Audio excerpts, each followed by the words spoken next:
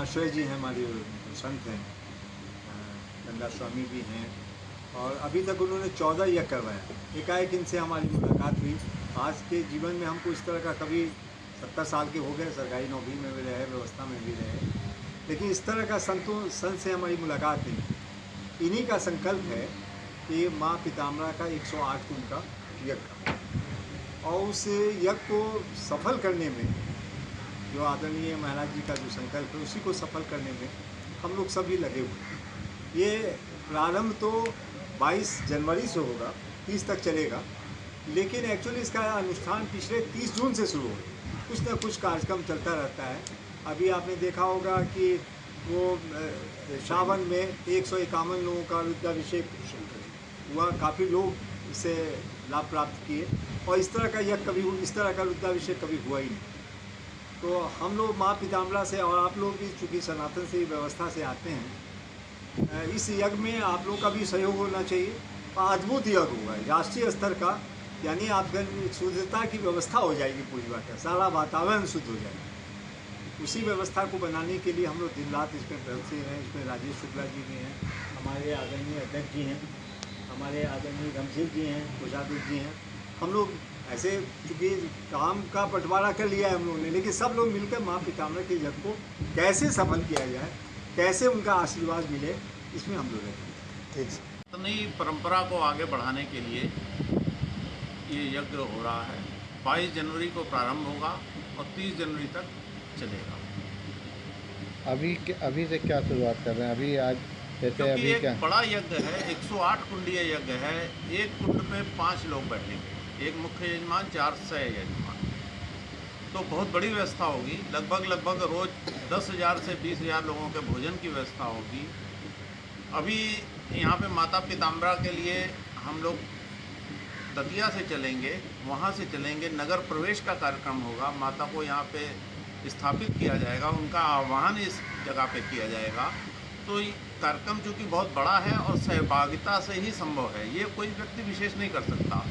दायित्व तो अध्यक्ष का देना अलग बात है, लेकिन यहाँ हर एक की भूमिका बराबर की। जो गुरु जी हैं, उनके अलावा यहाँ कौन कौन लोग महान मतलब यज्ञ में शामिल होंगे? जैसे एक तो जनता हो गई, प्लस कौन कौन से विद्वान लोग जिनके द्वारा यज्ञ कराया जाए? इसमें हमारे संरक्षक मंडल में स्वांत रंजन जी हैं, जो देश के बौद्धिक प्रमुख हैं संघ में, और इसके अलावा अजीत महापात्र जी हैं, जो गौ सेवा के प्रमुख हैं, राष्ट्रीय प्रमुख हैं। इसके अतिरिक्त बहुत सारी विभूतियाँ हैं। आयोजक मंडल में बहुत सारे लोग हैं, बहुत सारे लोगों के प्रतिष्ठित व्यक्तियों की हमको मार्गदर्शन मिल रहा है। उन्हीं के निर्देशन में ये सारे कार्य संपन्न होंगे। क्योंकि अच्छा, अभी यज्ञ को अगर देखा जाए तो धार्मिक रूप से देखा ही जाता है, उसका एक वैज्ञानिक रीजन भी है। हवा को शुद्ध करती है, तो उस पर कुछ कहना चाहेंगे? देखिए, पर्यावरण आजकल सबसे प्रमुख है।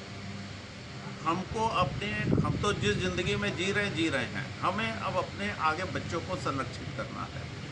वो संरक्षित कैसे होंगे? जब ये यज्ञ इत्यादि होता है तो उससे ऑक्सीजन का लेवल बढ़ता है। हमें अपने बच्चों के लिए पोषित करने के लिए ये यज्ञ, जैसे 108 कुंडीय यज्ञ हो रहा है, इस यज्ञ के परमाणु कम से कम 50 वर्ष तक यहाँ पे लखनऊ में रहेंगे।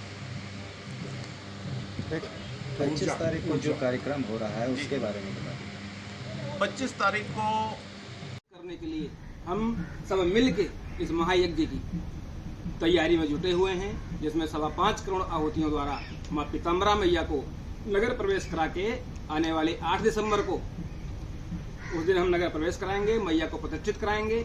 उसके बाद सबको जोड़ के आम हिंदू जनमानस से मेरी अपील है, अपने धर्म की ध्वजा को पकड़ते हुए सनातन धर्म की ध्वजा को फहराने का काम करें, और अधिक से अधिक लोग इस यज्ञ में जुड़ें, अपनी आहुति दें, जिससे आने वाले समय में हमारे नौजवान भाई बंधु, युवा सब लोग संस्कारवान हो, चरित्रवान हो।